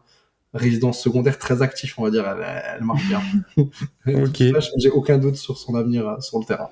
Oh bah super, et du coup, donc 21 lots là tout de suite. Ouais. Vous savez à peu près ce que ça représente en valeur globale? Oui, j'ai fait le calcul. Donc, dans cours d'emprunt, on est à 1 500 000. Pouah, et ouais, c'est pas mal en fait. Mais après, on n'a pas parlé de tous nos investissements, mais dans le même timing, il y a 2 ans et demi, on a acheté une résidence principale. On a 5 enfants, donc c'est pas la petite maison de campagne de 100 mètres carrés non plus, quoi. C'est pas la villa de 300 mètres carrés d'architecte, mais c'est une maison qui, dans le secteur des 3 frontières, vaut cher aussi. Ouais. Enfin, donc là, on est à 1,5 million d'emprunts et valeur, en étant pessimiste actuellement comme ça, 2 millions plus ou moins de valeur Pouah, estimée au global. incroyable. Une partie en société, une partie en nom propre. C'est pas on parle pas d'un bien achat, revente. Je prends 500 000 dans ma poche, RP. Il y a divers biens dans diverses sociétés, mais grosso modo, les valos, c'est comme ça. Et c'est là que je me suis Ok. rendu compte, justement, après en parlant le podcast, qu'on est pas mal. Ah Ça fait bah, 4 ans ça fait 4 ans qu'on cravache vraiment beaucoup, beaucoup, beaucoup. En fait, quand tu poses les chiffres, et je pense que pour n'importe quel investisseur qui travaille depuis un petit nombre d'années et qui a l'impression de pas avancer, ce qui est vraiment mon cas, je sais pas si des fois je suis, mais j'ai l'impression de pas avancer, de pas, et quand tu poses les chiffres, des fois, à part enfin, tu amortis tes biens, donc déjà le fait que tu payes, tu t'enrichis chaque mois. c'est ça. Mais quand tu fais des gros travaux, que tu as des plus-values un peu à droite à gauche et que tu as mis des apports, parce que là on parle d'emprunt, mais j'ai mis des apports dans chaque projet, donc forcément c'est pas, là on parle pas juste de plus-value, quoi, le ratio différentiel. Et ça, j'ai pas fait justement combien on a mis d'apports. Moi, j'ai mis d'apports un peu dans tous les projets. J'ai jamais été adepte du 110%. Mais du coup, ça fait des très bons ratios. Je suis content. Ça On va fait continuer. des bons ratios. Et puis, comme tu dis, en plus, je pense que vous avez un quotidien où vous êtes vachement pris avec les enfants, avec le boulot, avec les appartes, avec tout ce que vous gérez. Et quand Vraiment. tu prends de la hauteur un petit peu comme ça et que tu regardes les montants, tu te dis, putain, on a fait tout ce chemin, c'est fou, tu vois. C'est vrai, Faudrait qu'on clairement. le fasse un peu plus souvent. Oui, parce qu'en fait, il y a toujours des périodes, hein, je pense, comme tout. Enfin, pas du bad mood non plus, mais des périodes où c'est compliqué, où t'as pas l'impression On se rend d'avancer, pas où, compte. où t'as Ouais. que des problèmes. C'est Enfin, ça. la loi des séries, de ces trucs-là. Et quand tu te poses un peu sur les chiffres, sur ce que t'as déjà fait, Après, on le fait pas que pour l'argent, pas du tout. C'est parce non, que aussi. c'est un chemin, hein. C'est le chemin Mm. qu'on choisit, c'est tout.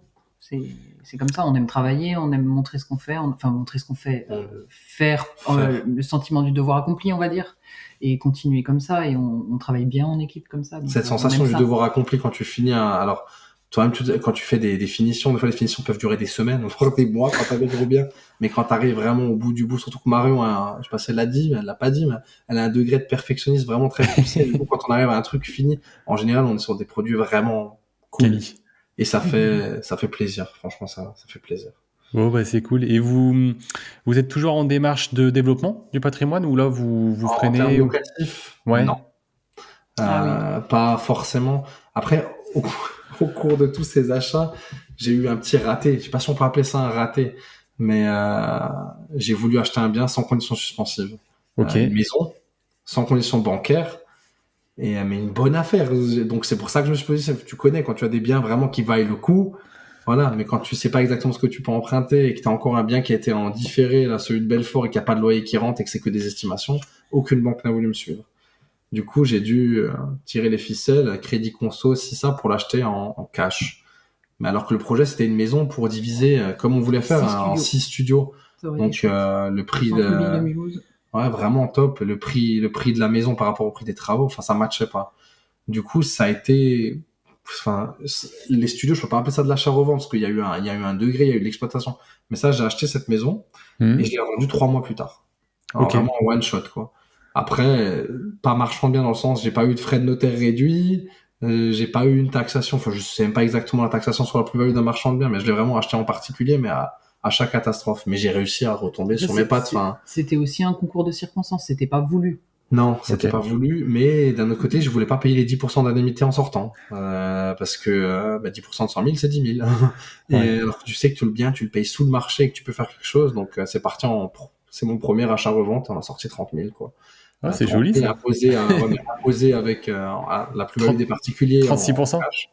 30, ouais, c'est ça, 36 avec les 17,2 et les, ouais, ça. Donc, bon, tu touches pas à l'intégralité et pourtant le risque, tu te mets au tapis. Bah, après, un intérêt, un prêt conso, même de cette somme-là sur 3 mois, ça a coûté quelque chose comme 8 ou 900 balles d'intérêt. C'était sous forme de passeport crédit, ça. Donc, j'ai réussi à tomber sur mes pattes. J'ai appris que je me positionnerais plus pour rien. Pas pour rien, mais dans le sens. Mais d'un autre côté, je m'en suis bien sorti. Donc, en vrai, c'est quand même la preuve que même dans n'importe quelle couille ou n'importe quel problème que tu peux avoir, si vraiment si vraiment Il y t'as a des guetté le bon solutions truc, à tu tout. trouves une solution. Attends, il y a le financement participatif et tout, c'était pas un truc Alors qui s'y pourquoi il parle portait. de ça? Parce que justement, nous, notre prochaine étape en termes de développement, c'est plus le locatif, ce serait plutôt d'ouvrir une nouvelle société d'achat-revente. Donc on Ok. connaît rien, il faut qu'on se forme, il faut qu'on rencontre des gens, il faut qu'on discute, il faut qu'on. Mais disons qu'au locatif, on est au taquet. De toute façon, la banquière, même les banquiers, enfin, on aurait peut-être encore quelques petites pistes sur des tout petits biens. Si ça arrive en pain béni, on prend. Mais je veux dire, sinon, on a achat réfléchi, je pense qu'on se lancerait là-dedans. On prend plutôt cette direction, Ouais. clairement. Donc ouais, plus du marchand et De l'achat-revente ou ce que j'aimerais bien faire, parce que je pense que j'ai vraiment fait le tour de la réno. Donc je sais pas si on peut vraiment dire du marchand de biens, mais c'est pas non plus constructeur de maison, mais c'est vraiment on a un terrain. Entre-temps, on a acheté un terrain aussi. Ok. Toujours très très en dessous du marché. Mais ça, c'est plus comme un placement. Quelqu'un, il achète de la crypto, il paye un peu. Ben là, c'est un terrain. Mais un terrain sans aucun financement derrière.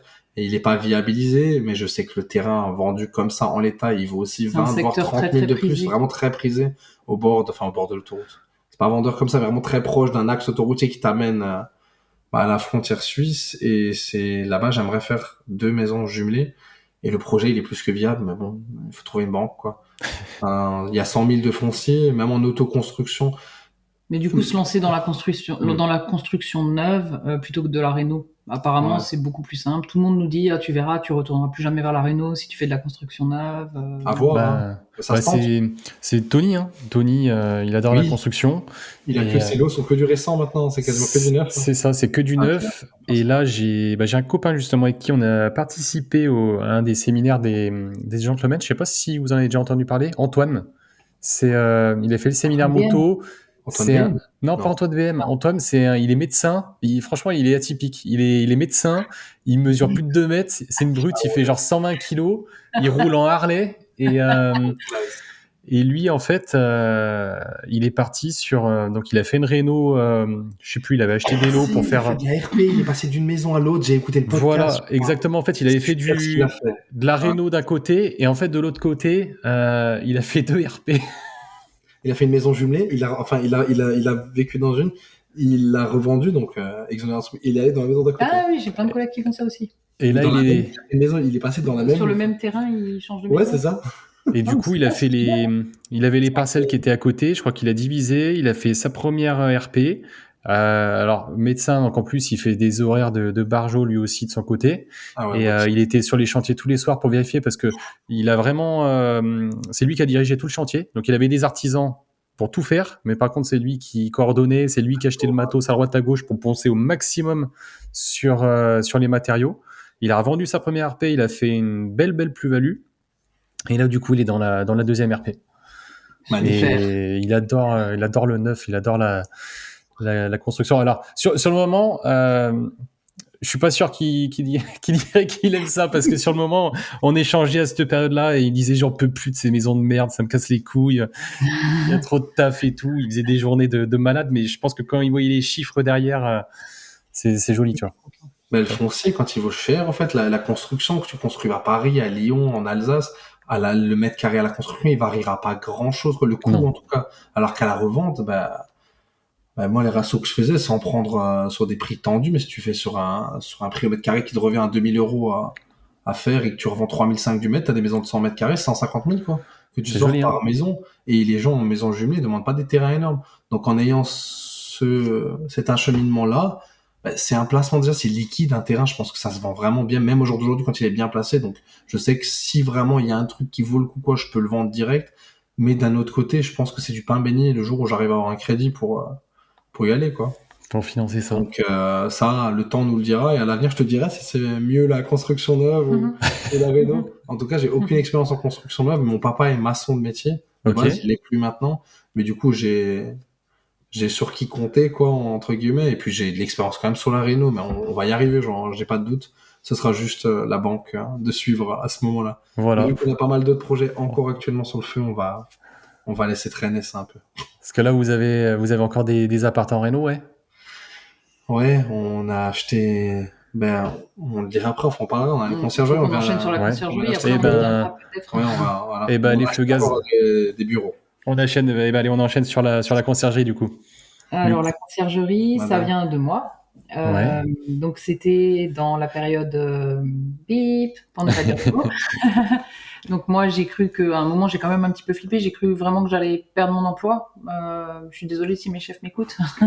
Mais à l'aéroport, c'était vraiment... Ça faisait peur. Hein. C'était pire que dans les magasins. C'était Zombieland. Il n'y avait personne. Donc, il a fallu trouver des solutions. Et là, je me suis dit, je vais ouvrir ma boîte, je vais chercher quelque chose qui me plaît. Et en même temps, c'était la période où il y avait ma maison que je commençais à mettre en LCD et ça me plaisait bien. Donc j'ai commencé à me former sur la conciergerie parce que dans notre secteur, donc on était vraiment, ça fait longtemps, ça fait 2 ans, c'était un secteur les conciergeries n'existaient pas, il y en avait pas, ça n'existait pas. De toute façon, même moi j'en cherchais pour m'aider, il y en avait pas. Ok. Et donc je me suis formée et j'ai décidé d'ouvrir ma conciergerie. Qu'est-ce qui s'est passé ensuite? Une première fois, t'es tombée légèrement enceinte de jumelles. Ensuite, il y a eu un cadeau surprise dans mon Léger. monsieur. C'est un double cadeau, donc ça a un peu retardé le projet. Ouais, c'est arrivé par surprise, exactement. Et on parlait à un repas de famille, donc on parlait avec Julien, avec notre belle-sœur, à un repas de famille. Notre belle-sœur est aussi dans l'immobilier. Elle est investisseuse et elle est agent. Ouais, agent immobilier. Ok. Et on discutait de ça, et en fait elle était assez intéressée pour ouvrir quelque chose avec nous ensemble, et puis nous de toute façon avec l'arrivée des jumelles on savait que le temps allait être un peu limité. Plus 3 enfants déjà aussi. Ouais. Donc on s'est dit pourquoi pas s'associer, faire quelque chose à 3. Elle est jeune, elle est dynamique, et de la famille, donc ça reste une entreprise familiale, c'est sympa. Donc on s'est lancé là-dedans en avril 2022. Ouais, ça fait 2 ans et demi, enfin bientôt 3 ans. Hein. Ok, et vous avez pris, parce que du coup, les premiers clients, comment ça s'est fait? Enfin, comment vous avez communiqué dessus? L'un de nos premiers clients, c'était Facebook, le premier truc. C'était Facebook, ouais. Ensuite, je pense Google My Business. Ensuite, Bye Bye Patron. Pardon, je l'ai dit, mais il avait des galères avec son ancienne conciergerie. Il en a parlé dedans, donc de lui. Et après. Après, c'est beaucoup de bouche à oreille. Ouais, bouche à oreille, vraiment bouche à oreille après le reste. Ouais. C'est ça qui a le plus marché. Et puis on est monté très très vite parce qu'en même temps, c'est vrai qu'il y avait une conciergerie sur notre secteur qui est fermée en même temps que nous. Après, il y a d'autres acteurs qui sont venus par la suite. Et du coup, il y avait beaucoup de gens qui cherchaient des conciergeries. Et donc, on a eu quand même une ascension assez fulgurante. C'était difficile, c'était cool, hein, mais c'était difficile d'avoir beaucoup de choses d'un coup comme ça. Et là, en 2 ans, on en a eu combien ? En tout là, avec les lancements qu'on a encore en cours, c'est-à-dire des contrats qui sont déjà signés mais pas encore lancés, on a 70 logements en gestion. Pouah, c'est énorme. Ouais, c'est pas déconnant, c'est beaucoup de kilos, mais oui. Après, sur pas seulement un secteur, on sait du coup, on a un périmètre de pas 50 bornes, mais quoi, 30. On est sur le secteur des 3 frontières jusqu'à Mulhouse, et là où nous on a nos biens, sauf Belfort qui est à 1 heure de chez nous. Là, on veut pas aller. Là, quand on est trop loin de chez nous, on veut pas aller parce que si on peut pas se déplacer pour des problèmes, il faut avoir des équipes sur place. Enfin, autant dire, vu qu'on travaille à côté, on a des équipes partout. Et il faut qu'on puisse intervenir. Enfin, le but d'une conciergerie, c'est d'être la proximité, rapide, la proximité. Donc, on a des bureaux en physique et on veut pas, on n'a pas pour but, en tout cas pas actuellement, d'aller très loin. Nos bureaux sont dans notre immeuble. Donc, il y a un locataire qui est sorti de notre immeuble longue durée, on va dire. Okay. Et on a décidé, on n'a pas refait les travaux, rien. On a juste décidé d'avoir de faibles loyers là-bas et de mettre notre stock là-bas et d'être à Mulhouse, donc l'endroit où vraiment c'est le centre de tout. De l'activité. Et on a eu des apprentis, on en a eu 2, et puis là on en a de nouveau une. Ok, et du coup j'ai pas mal de questions, notamment concernant tous les process. Parce que du coup vous avez vos équipes, enfin déjà femmes de ménage je suppose. Oui. Après éventuellement les artisans si jamais il y a des petits pépins ou quoi, c'est ça, ouais. Maintenant ça. Donc vous avez fait comment déjà pour vous entourer déjà des femmes de ménage, parce que femmes de ménage après on avait quand même des équipes, vu que au fait dans la totalité de nos biens, dans les 21 qu'on a, il y en a quand même maintenant 11 qu'on exploite en longue durée, en courte durée de nous. Donc on avait des équipes de ménage qui bien sûr on a dû décupler. Au jour d'aujourd'hui on travaille avec 2 sociétés de ménage et 8 autos. Alors comment on les a trouvés? Le Bon Coin principalement, Facebook. Okay. Pas Allo Voisin. Non, on s'était mis dessus, mais ça marche pas très bien, Allo Voisin. C'est tout, hein, c'est surtout Le Bon Coin. Après, Julien, il passait les entretiens. Oui. Après, il y a eu des loupés, bien sûr. Hein. Il y en a qu'on a pris, que ça matchait pas, on a arrêté. Je crois que c'est surtout majoritairement Le Bon Coin. En vrai, Le Bon Coin, c'est la référence de l'investisseur. Après, faut essayer. De la femme de ménage aussi. Et du coup, alors des femmes, des femmes ou des hommes de ménage, mais en auto, c'est ça, principalement? On travaille essentiellement avec des autos. Et après, la personne qui s'est mise en société au jour d'aujourd'hui, elle était auto de base, sauf que je pense clairement qu'on lui a donné beaucoup de boulot. Puis elle, à côté de ça, une auto ne bosse pas que pour nous, elle a d'autres clients, donc ça a pris une certaine ampleur. Et au jour d'aujourd'hui, elle est en société. Et elle s'est spécialisée dans la courte durée. Mais ménage courte durée essentiellement. C'est difficile pour elle. Hein, c'est pas très rentable. Big up aux femmes de ménage aussi, mais bravo, c'est un métier contraignant. Même si l'amplitude horaire peut paraître belle, parce que entre les check-in et check-out, c'est 11h, 16h, sauf que c'est du 365 jours par an, et avec son lot de galères. Hein. Enfin, Les voyageurs sont pas nous, on toujours vit très les galères en tant respectueux. que propriétaire, mais c'est la personne qui fait le ménage sur place. On est très reconnaissant envers nos personnes de ménage, et on essaie de les On l'a traiter et de les fait payer aussi. pour le mieux. Donc la stratégie maintenant, peut-être que tu vas nous poser si on se rémunère ou pas. Nous, sur les ménages, on ne se rémunère pas. Ça veut dire que si toi, tu es un voyageur, tu payes 40 euros de ménage pour un logement, nous, on payera 40 euros la femme de ménage. On mise tout Ok. sur la qualité. C'est hyper important pour nous le ménage, Et c'est la pour avoir le base. prix le plus juste, Il faut que les femmes de ménage soient bien payées voilà. et voilà. Donc on Ok, prendra pas de marge là-dessus. donc Type de vous truc. Mais êtes c'est un choix, hein. Je sais qu'il y en a beaucoup qui ne le font pas le même. Hein. Nous, et elles lavent les draps, elles font tout. Enfin, justement, là-dedans, t'as la blanchisserie qui est compris dedans aussi. Hein. ok. Et c'est ok. Donc il y a blanchisserie et du coup pour avoir un petit ordre d'idée, parce que j'ai changé. Alors c'est qui j'ai changé hier en soirée IMO avec un copain qui pareil exploite sur une ville où les nuitées sont pas très chères, mais où le prix du ménage en fait équivaut quasi à 60-70% On y du. est. Ok, mais c'est ce que j'avais demandé. Ouais, ça c'est pas un frein pour les Tout réservations. plancher bas, c'est 35 balles. Le ménage, c'est 35 balles. Des T2, c'est 45 euros la nuit. Le ménage, on est à 40 euros. Ça se rapproche vraiment beaucoup, beaucoup du prix de la nuitée. Après, faut se mettre en tête. Sur Booking, ils les voient pas, les frais de ménage. Ils les voient sur le prix de la nuitée. Après, sur Airbnb, tu auras toujours des clients qui vont dire, mais je reste qu'une nuit, on peut baisser les frais de ménage. C'est comme ça fait partie du jeu. Et les propriétaires, on leur explique aussi. Après, le fait de pas se rémunérer dessus, je pense qu'on a le prix le plus juste. Mais le fait d'être proche de la frontière, ça joue aussi contre nous, parce que les femmes de ménage, alors ça paye pas non plus des fortunes en Suisse, et c'est contraignant, c'est des longues heures, mais ça paye pas mal et elles vont pas bosser. Nous, on n'a pas Elles ont pas besoin des d'auto-entreprise qu'on paye pour langues, 10 euros de c'est l'heure ou facile 15 euros quoi. de l'heure. Hein. Ok. Elles sont la plupart aux alentours de 20 euros de l'heure, quoi.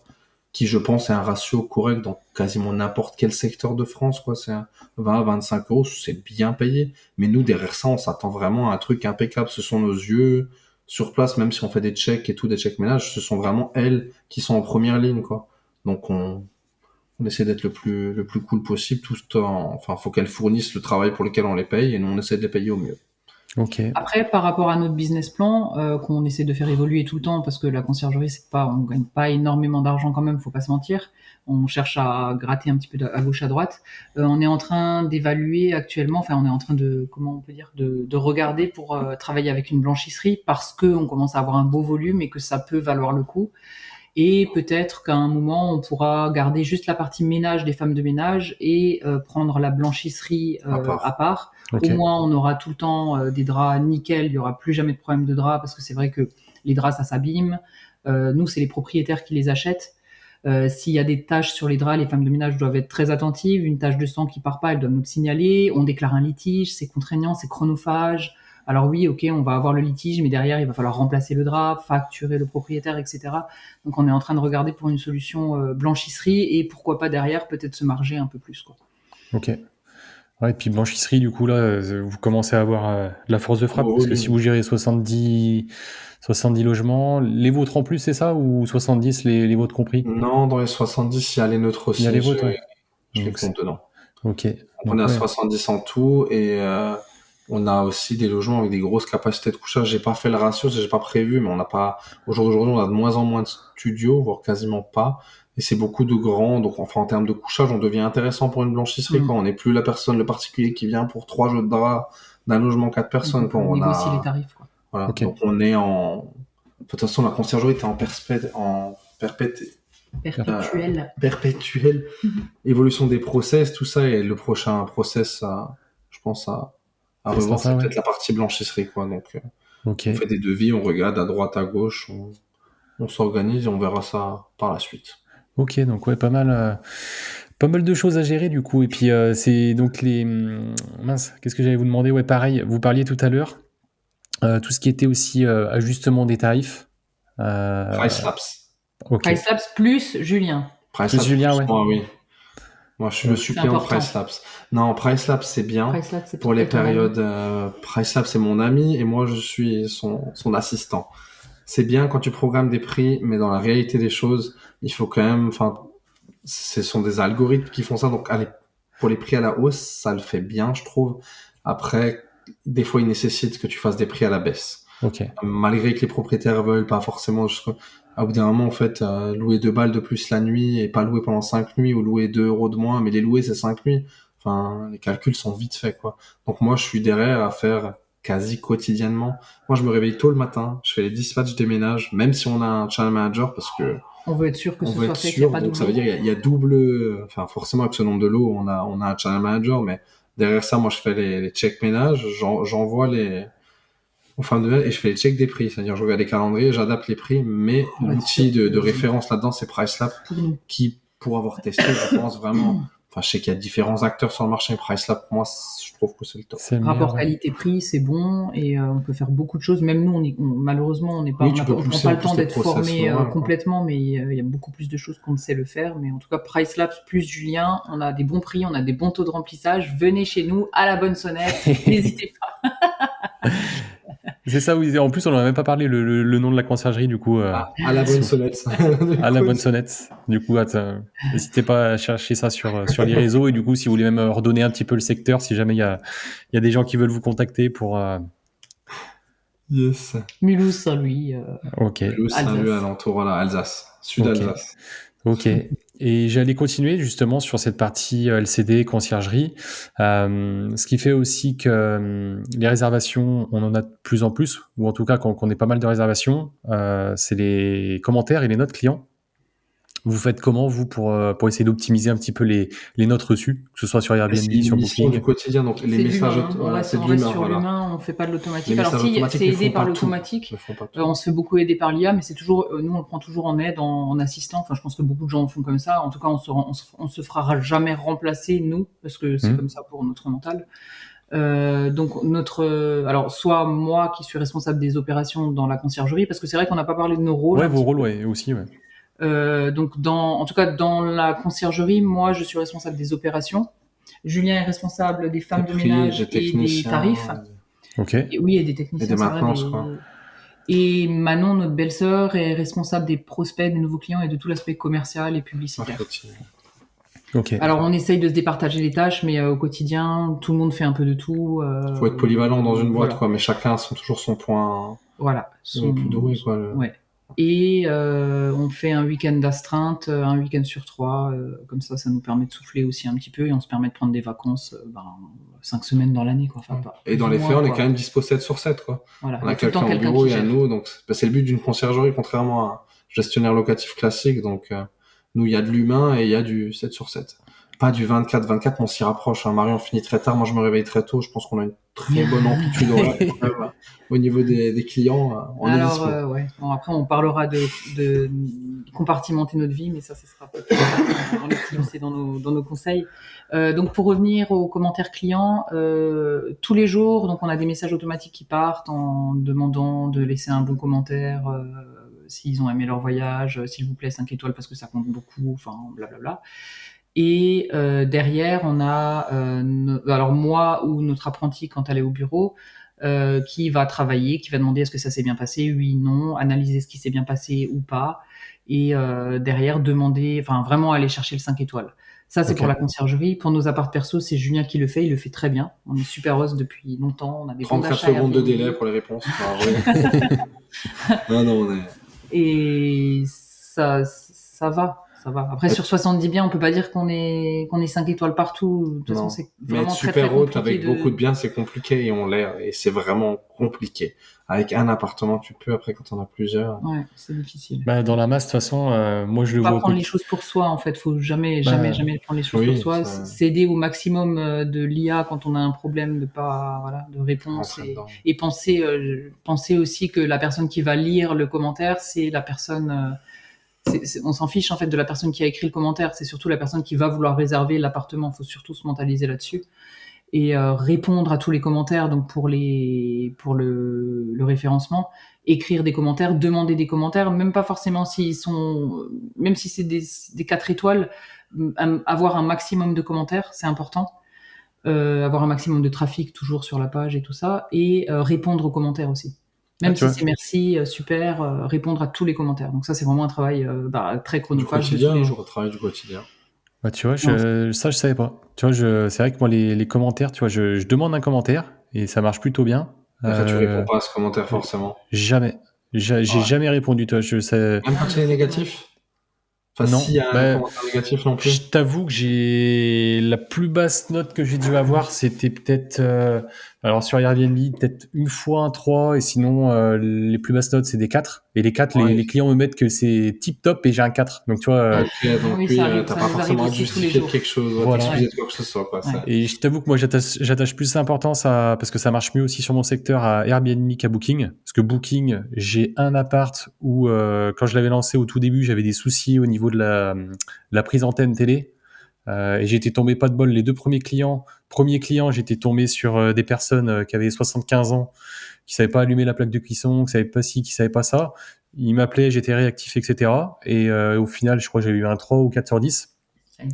Et après, j'avais eu un gars qui... donc, tu sais, moi, j'ai le message qui part comme quoi, voilà, l'idéal, c'est qu'il défasse les draps, qu'il laisse quand même l'appart, tu vois, pas dans un état dégueulasse. Je dis que mes femmes de ménage, elles sont là voilà, pour nettoyer, mais faire un nettoyage de surface. Et en fait, il s'est trouvé que c'était une LCD que je gérais à distance. C'est tombé le jour où je suis allé recharger tout ce qui était produits ménagers, etc.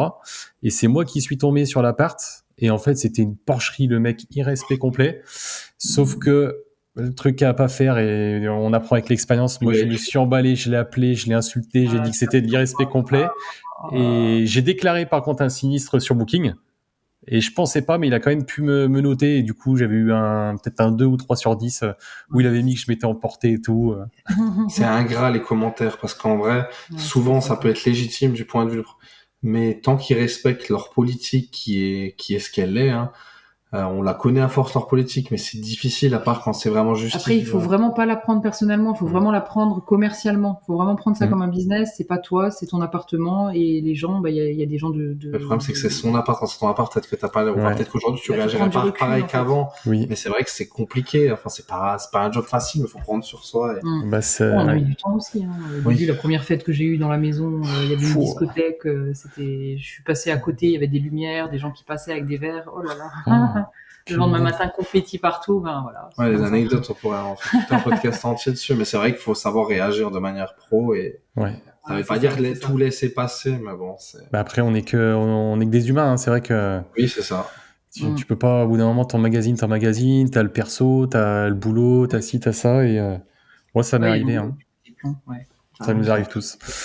Ok, donc pas mal occupé avec cette conciergerie, et du coup, on découle sur la suite, notamment sur toute votre organisation, parce que vous avez 5 enfants, et alors attention, pas de jugement, ceux qui écoutent, les auditeurs qui écoutent le podcast, mais c'est vrai qu'on entend souvent une excuse, je trouve, moi, l'inaction, ou une excuse pour pas mal de choses, où moi on me l'a dit souvent parce que je fais beaucoup de sport, et on m'a toujours dit oui, mais moi j'ai les enfants à gérer. Et du coup, moi j'ai cette question à vous poser. Voilà, vous avez 5 enfants, vous avez plus de 20 apparts qui vous appartiennent, une conciergerie, du coup, avec plus de 70 logements en gestion.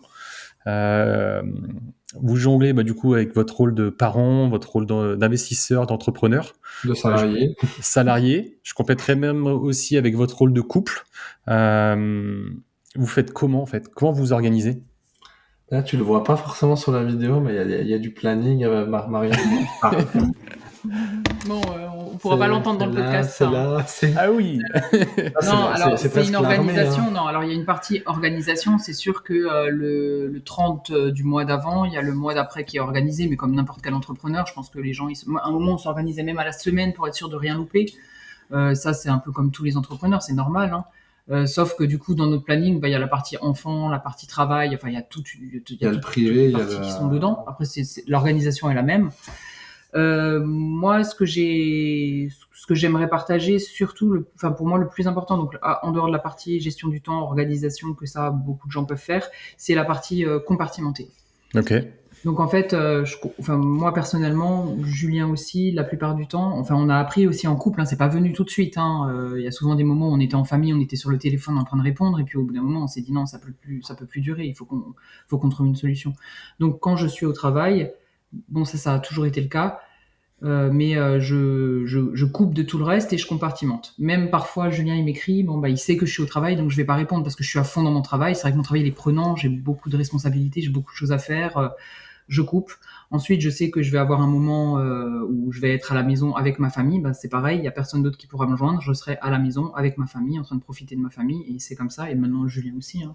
Quand on est à la maison, on est On avec la essaye famille. vraiment de compartimenter. Quand on est en train de faire des travaux ou qu'on est en train de mettre un nouvel appart, ben pareil, on est à fond. En fait, le but vraiment compartimenter, couper du reste et être à fond dans une chose. Et c'est comme ça qu'on sera le plus productif et qu'on arrivera le plus loin possible. Et bien s'organiser pour compartimenter chaque chose. C'est pas une recette magique, hein, ça aide. Après, il faut vouloir. Il y a beaucoup d'autres choses hein, qui jouent, c'est sûr. Faut vouloir, et dans le fait de compartimenter, il y a beaucoup de travail aussi, quoi. Je veux dire, nous, il y a pas de c'est le week-end, on bosse pas, quoi. Oui, elle, déjà, il y a des sûr. week-ends où elle travaille, enfin, l'aéroport, c'est pour ça aussi qu'on le fait au mois et que c'est pas pour toute l'année prévu, c'est que chaque On pourra pas mois, te les donner autres. de journée type, Voilà, malheureusement. il y a pas vraiment de journée type. On travaille souvent aussi, on va pas se mentir, en contre-équipe. Ça veut dire que, enfin, moi, mes horaires sont toujours pareils. Je fais 6h, 16h. Sauf qu'il y a des fois, à 16h, je vais faire la course pour aller chercher les jumelles à 17h à la crèche. Puis ensuite, les grands au périscolaire, puis la grande qui rentre du collège, puis les repas, les douches. Bon, on pourrait faire tout un truc. Et d'autres jours où c'est Marion qui fait cette part après le travail. Je me lève à 6 Et moi, heures, je vais sur les avec mes maintenances, enfants, les je dépose chantiers. un, l'autre, je vais au travail, etc. Donc les journées Et types, elles n'existent pas vraiment. Après, le après, fait de les journées ne sont pas compartimenter, non plus. On aime ce qu'on fait, ça compte. Ok. aimer ce que Avec tu amour. fais, même si c'est contraignant et que des fois faire tout en même temps, c'est difficile. Il faut avoir un minimum. Enfin, tu fais pas de l'immobilier si t'as juste envie de faire un placement. C'est-à-dire, si tu fais de l'immobilier, tu sais que c'est C'est des faux. compromis, quoi. Oui. Mais après, les barrières limitantes, ce que tu parles avec des enfants, moi, c'est un truc, si je dois dire des choses vraiment, toutes les personnes qui écoutent ton podcast, sautez vos barrières limitantes. Si on aurait dû se faire à nos barrières limitantes, on n'aurait juste rien fait. Oui, mais alors attention, on a la volonté aussi de le faire. On est Oui. tous les deux passionnés dans le même domaine, ce qui n'est pas le cas de tout le monde. Et moi, je comprends très bien. Enfin, j'ai plein de personnes qui m'entourent autour de moi, que j'adore, qui sont mes amis, qui sont pas du tout intéressés par l'immobilier, qui ont leur famille, et ou même en dehors du fait qu'ils sont pas intéressés par l'immobilier, ils ont un enfant, ils ont leur premier enfant ou leur deuxième enfant, ils veulent se concentrer sur leur famille, ou même ils sont un petit peu dépassés par les événements parce qu'ils ont leur premier enfant et puis ils savent pas comment gérer et ils n'imaginent pas faire autre chose. Alors non, en fait, chacun fait ce qu'il veut. En vrai, nous, on en est là, mais Ouais. chacun fait ce qu'il veut. Tout à fait.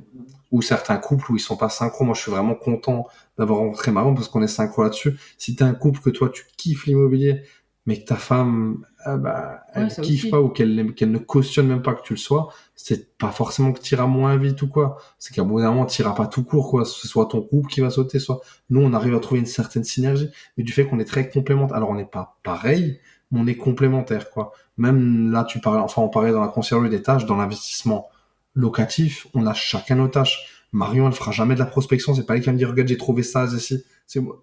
Mais je ferai pas de travaux non plus. Hein. Ok. Jamais. Elle déteste les travaux et pourtant, on s'est tapé des années de travaux. Et la déco, c'est pas mon truc. Moi, je vais chercher les décos au magasin, mais Voilà. Et l'ordinateur, c'est pas son truc. et l'ordinateur, c'est pas mon truc. De temps en temps, je fais exception, mais chacun, moi, je suis le terrain, elle, l'administrative et la gestion. Et c'est là, en fait, on trouve notre équilibre. On n'a pas vraiment de recette magique. Le fait de compartimenter nous aide. Après, on est les deux passionnés par ce qu'on fait. Et elle est aussi passionnée dans son travail. Enfin, le travail dans le salariat à côté. Moi, je mentirais en disant que, enfin, si on doit trouver notre wine, savoir pourquoi on fait ça. Moi, j'aimerais vraiment gagner en liberté par la suite. Alors que c'est pas un job contraignant que j'aime, mais je m'épanouis pas monstre. Elle kiffe vraiment tout ce qu'elle Moi, je fait pourrais juste pas dans le arrêter. salariat. C'est mon équilibre Ok. dans mon travail. Voilà. Genre demain on dit t'as les sous, tu peux pas travailler, enfin t'as plus besoin de travailler. Moi je dis oui, elle Moi, dit je non. continue. Je vous lâche pas à l'aéroport. Je serai toujours là pour vous. Chacun son truc. Et Chacun donc aussi dans le planning et dans l'organisation, je voulais rajouter quand même le batch cooking, ça aide. Quand t'as une Ah. famille nombreuse. Voilà. Eh ben, moi, je le fais un petit peu dans un sens, mais pas pour Toi, la tu même fais du chose. sport, c'est vrai, toi les Voilà. crossfit, je sais, tu dois suivre le plaquis de Limo, David. David, Et tu vois, ouais. il y a toujours ces trucs et tout, et c'est C'est génial. En plus, c'est Franchement. vrai que ça t'aide à bien manger, ça t'aide à. Alors Bah, nous, on a évolué aussi dans le batch cooking. Avant, on faisait des repas c'est tout des faits. levels. Ouais. Non, on a aussi compartimenté. Donc il y a un tupperware légumes. Il y a un tupperware féculent, viande. Et les enfants peuvent choisir. Donc les enfants apprennent à manger des légumes, des féculents et de la viande à chaque repas. Mais ils peuvent choisir ce qu'ils veulent manger. Parce que sinon, c'était j'aime pas, c'est des restes, c'est toujours la même chose. Donc là, ils peuvent se faire eux-mêmes leur petit mélange et kiffer. Trop bien. Trop bien. Enfin, c'est la nouvelle tendance qu'on essaye de mettre en place. On verra. Ok, bah, je pense que vous allez l'adopter. Moi, ça fait autour de 10 ans que je fais ça. Ouais. Waouh. Ça fait Ok. 10 ans. C'est pour ça Avec qu'avec David, le batch cooking. Et comment tu fais alors le batch cooking? Parce que c'est assez intéressant. eh ben moi, alors après, moi c'est encore particulier parce que moi je suis sportif, donc du coup moi c'est alimentation sportive et moi je veux que ce soit le moins de charge mentale possible.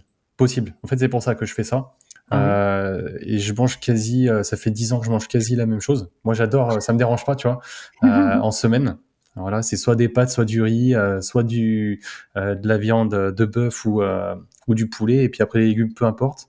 Et du coup, c'est vrai que ça enlève de la charge mentale Tu de gagnes du préparer temps. comme ça ces repas. De Ouais. fou, de fou. Et puis même la vaisselle, la faire en une fois pour tous tes repas, ou ta poêle, la cuire la laver en une fois, tout faire en une fois, c'est clair que tu gagnes du temps. Et du coup, tu mets des sauces avec, ou vraiment c'est juste... Non, si je peux mettre moi je mets du ketchup, tu vois, ketchup, Ok. sauce tomate, des trucs comme ça, mais c'est vrai que ça enlève de la charge mentale. Et puis certes sur le moment, bah tu passes du temps à cuisiner, mais derrière, bah le soir quand t'es dans ta semaine de travail, que t'es dans le rythme et tout, tu sais, des fois t'as pas forcément le temps, et bah là tu fais chauffer ton tube. Pareil pour les midis, hein. Les midis, moi c'est le speed au boulot. Bah tu fais chauffer ton tube, et puis c'est prêt. Alors que moi j'ai des collègues qui rentrent le midi, ils ouvrent le frigo, bon bah qu'est-ce qu'on va se faire, si ça machin, bim. Alors que moi bah, le midi des fois j'ai le temps de rentrer, je fais mon sport, je prends mon repas, je me douche, et eux bah ils ont juste eu le temps de rentrer, de manger et de repartir au boulot, et ils sont dans le jus en plus. T'es beaucoup Donc plus productif, t'es beaucoup plus libre d'esprit, c'est vraiment. ouais. Ouais. Mais il faut centraliser en une fois. Enfin, avec une grande famille, c'est pas non plus, on fait pas un claquement, on fait quoi? On passe 4-5 heures, enfin toute une après-midi, un dimanche, 4 3 heures. heures. 3 heures. 3 heures. Ok, mais ça t'évite de passer 3 quarts d'heure tous les soirs de la semaine, quoi. Mm. Et ces 3 quarts d'heure, tu peux faire tellement plein d'autres choses. Les douches de tous les enfants, les lits, les trucs. Les tu peux, devoirs. voilà. Tu trouves, voilà, l'ennui, c'est quelque chose qu'on a enlevé de notre vocabulaire depuis Depuis un moment. longtemps. Mais le fait de gagner en moi j'adore la productivité, quand tu te couches le soir, même t'es KO, le devoir accompli, peu importe le devoir, si c'est une maintenance, un truc qui s'est rajouté ou quelque chose qui était juste prévu, c'est quand même vachement pas gratifiant et gratifiant. Tu te sens bien, quoi. Ok. Et vos enfants, ils ont entre quel âge et quel âge? Entre 2 ans et demi et 12 ans. 2 ans et demi et 12 ans. Et est-ce que du coup, ils comprennent un petit peu la démarche dans laquelle vous êtes? Est-ce que vous leur expliquez un petit peu ou pas?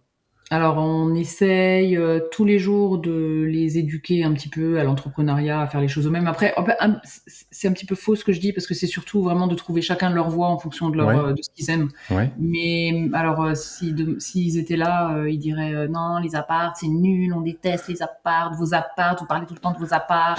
Ouais, on a échoué là-dessus. Mais ça viendra plus tard. Après, ils viennent tout le temps sur le chantier quand même. On se fait des sessions week-end quand on est en plein rush ou quand on était en aménagement de chantier. Ils viennent, chacun sa tâche. Bien sûr, les grandes, elles peuvent faire des choses un peu. On a monté des tables. Le petit, il monte des petites tables. Sur les derniers chantiers, ça a quand même bien aidé sur les tout derniers. Ouais, Après, les plus ils petites, les grandissent, jumelles, plus ils peuvent aider. On les fait elles participer adorent. beaucoup. Après, on est assez dans l'entraide dans la famille. Hein. Les grands aident un petit peu les petits. Ils aident à cuisiner aussi. On essaye de leur faire participer, mais ils aiment pas trop. Les chantiers Ok. à cet âge-là, en fait, tu t'ennuies vite, en fait. Ouais, on aurait Mais bien les voulu toutes qu'ils petites, aiment elles plus, aiment bien. mais- Enfin, elles ont 2 ans et demi, les jumelles, elles, ça. Les week-ends, papa, on va Mm. sur le chantier. Enfin, elles sont quand même. C'est Mais quand c'est même contente. difficile de vraiment prendre goût à un enfant à cet âge-là. Même si Ouais, après les putain. chantiers, on les ramène manger dehors, on fait un truc, on essaie de. Enfin, mais c'est long. Enfin, quand on va, nous, on morcelle pas non plus. Si on y va, c'est des journées entières, quoi. Mm. C'est pas on passe pour faire 2 heures. Hein.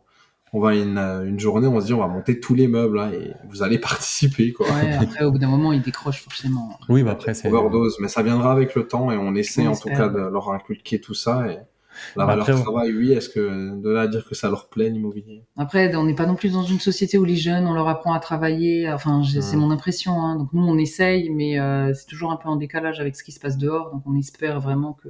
Parfois à Y contre-courant, arriver. quoi. Mes copines, elles font ça, elles sont tablettes tout le week-end et moi je viens sur le Et chantier. puis pourquoi on pourrait pas tout simplement faire des vidéos YouTube pour gagner des millions? Elle me dit pas ça, mais c'est l'esprit. Quoi. c'est un peu le principe, ouais. Mais ok, ouais, c'était plus dans le sens, pas forcément, on va dire transmission, mais plus expliquer la démarche, bah, pourquoi, entre guillemets, bah, vous travaillez Pourquoi on fait souvent, pourquoi vous faites ci, pourquoi vous faites ça, bah, du coup, ouais, et puis votre pourquoi aussi, ouais. Parce que vous en parlez de temps en temps. Ton pourquoi? Pas par rapport aux enfants, par rapport à nous. Bah, si, non, mais justement, enfin, est-ce que vous en parlez aussi Ils un petit peu avec comprennent, les non, enfants? ils comprennent pas vraiment. Ils comprennent pas C'est vraiment? vrai que, Ok. après, comme dit, vu qu'on compartimente et puis que j'ai compris qu'ils accrochaient pas trop, c'est vrai que parfois on les emmène un peu de force, entre guillemets, on leur promet un petit billet de 5 € pour nous aider la journée ou des choses comme ça. Mais non, pour le moment, ils accrochent pas. On verra. Ok. Mm. Bon, bah, c'est cool. Et du coup, donc là, on clôt, on va dire, ce chapitre-là. Pour terminer, j'ai on va dire les 3 dernières questions que je pose tout le temps. Est-ce que vous investissez déjà ailleurs qu'en IMO? Voilà, en bourse, en crypto, je sais pas, du crowdfunding ou autre? Mais moi, je veux, et là, lors des derniers investissements, ils m'ont forcé, entre guillemets, à nantir de l'argent. Donc, je sais Ah, pas si on ok. peut compter ça dans un placement, c'est un placement qui, actuellement, un mois et demi après, on a moins 3%.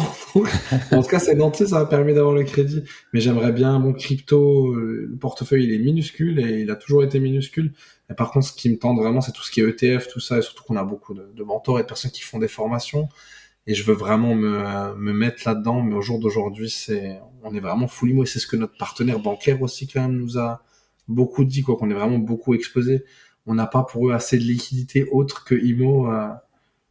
C'est vrai qu'on a oublié de dire qu'on était en train d'acheter une vitrine pour la conciergerie et que actuellement on était dans notre immeuble et qu'on achète la vitrine, on va refaire des travaux pour qu'elle soit tip top nickel pour pouvoir accueillir les Ok. gens dans une vitrine et que ce soit beau. Et du coup, ce qui est sur le feu et ce qui nous met un peu dans le rush, qu'on n'a pas le temps de faire autre chose, c'est que l'appartement dans lequel on est, avec la conciergerie, on va de nouveau devoir le refaire complètement, donc on repart de nouveau sur un travaux. En fait, on n'a pas forcément full les travaux. liquidités. C'est vrai qu'elles partent tout le Ouais, temps dans ça- l'immobilier. C'est même pas forcément une question de Ça choix. viendra, mais Et c'est vrai que j'ai même pas un DCA minime à part les assurances vie et je compte pas vraiment ça comme un placement. J'ai pas vraiment de quelque chose. Je me dis tous les mois, je mets de manière forcée dessus parce que ça part quasiment tout le temps dans l'IMO. On est vraiment en full IMO. Mais je pense que je peux pas dire que c'est une erreur au jour d'aujourd'hui, mais je pense vraiment qu'il faut, enfin, la diversification, c'est quelque chose d'important et je vais y venir. Au jour d'aujourd'hui, malheureusement, je peux pas te dire que j'y suis, mais je sais qu'il faut que j'y aille et on verra. Faut que la situation se stabilise un peu, qu'il y ait un peu moins de travaux et de choses, mais on va y arriver.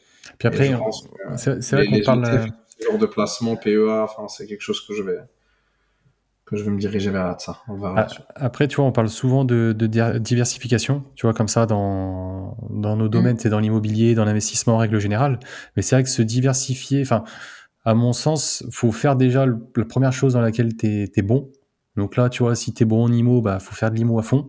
Donc malheureusement et heureusement, ça nécessite d'avoir des fonds, de mettre des apports, de réinjecter à chaque fois du cash. Et puis après, quand on peut plus te prêter ou quand tu as envie de faire autre chose, bah, à mon sens, c'est à partir de ce moment-là où il faut essayer de commencer à se diversifier. Parce que le souci, tu vois, moi, je le disais dans le podcast que vous avez écouté là juste avant mon podcast solo, moi j'ai balancé autour de 70 000 euros d'apport. Tu vois, si j'avais balancé ça régulièrement sur d'autres supports que de l'épargne disponible, et ben au moment de mes projets, on m'aurait pas forcément prêté parce qu'on m'a demandé de l'apport à chacun de mes projets. Et quand on s'est placé sur des supports, alors je veux bien, hein, sur de l'assurance vie, tu peux retirer. La bourse, techniquement, même si tu es en moins-value, tu peux retirer, mais ça fait quand même un peu chier de retirer alors que tu es en moins-value, sachant que tu as mis du pognon dedans et tout.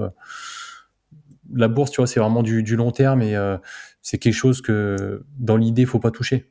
Tu vois, donc ouais. Après, tu peux vite te retrouver en banqueroute et si jamais tu n'investis pas à fond tout ton pognon et tout ton être aussi dans un truc, et ben à force de tout faire, bah tu fais rien quoi. Ou au lieu d'être bon dans un domaine, t'es bon nulle part. C'est vrai. Il y a Donc beaucoup de gens qui prennent des formations qui prennent une formation, puis demain faire une formation, je fais ma laverie, demain j'investis en ETF, et puis non. Et qui au final... Après, c'est aussi bien d'être intéressé à beaucoup de choses. La formation, je sais que toi, t'es aussi, enfin, on a écouté ton pote, t'es aussi à fond, enfin, alors, à niveau formation, Marion, elle a fait beaucoup de formations. Génial, Elle fait elle-même des formations. Un jour, peut-être qu'on fera des formations. mais peut-être. Hein. Elle a le statut de formatrice dans son domaine de travail, mais c'est vrai que la formation, c'est la vie, quoi. Tu t'apprends, il y a des gens, enfin, tu peux lire des livres, c'est bien, mais la formation et apprendre de gens qui ont déjà fait, c'est motivant, mais tu peux pas être partout, c'est un fait. Et quand t'es beaucoup investi sur un support, tu veux pas forcément être sur un autre. Je pense être dans cette même situation, quoi. On a mis beaucoup d'apports dans plein de choses, mais j'ai la volonté, en tout cas, pas d'inverser la tendance. Je pense que je serai toujours plus exposé en immobilier, mais peut-être de ne pas l'être uniquement que dans l'immobilier. En tout cas, dans l'action, je pense qu'on sera plus un peu dans l'action que dans déposer de l'argent et le laisser traîner. Ouais, pas dans du trading, mais dans un truc. Nous-mêmes gérer, ce que je veux dire. Okay. Je sais pas encore vers quel support on se dirigera, mais on verra. On verra. Ok. Et du coup, investissement, du coup, en formation. Typiquement, une ou deux dernières formations que vous avez fait? Finance perso de Tony, Ouais. ETF de Tony, la formation conciergerie et sous-location, Ça, c'est la pas les dernières. formation de Laurent Boutier, la formation Laverie. Ouais.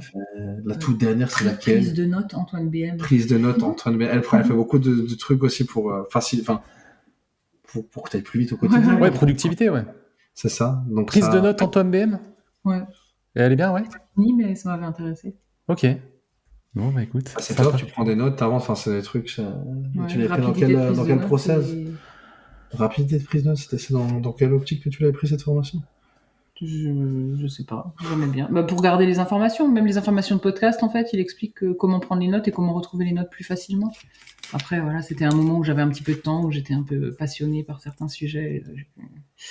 Mais ouais, et non, l'autre dernière, c'était aussi À l'IA, par rapport à l'IA. ouais, l'IA et tu sais, l'argent de l'entreprise, là. Celui Oui. qui vient des Vosges. Ah, le stratège de l'impôt, oui. Oui. C'était très Clément, le stratège de l'impôt.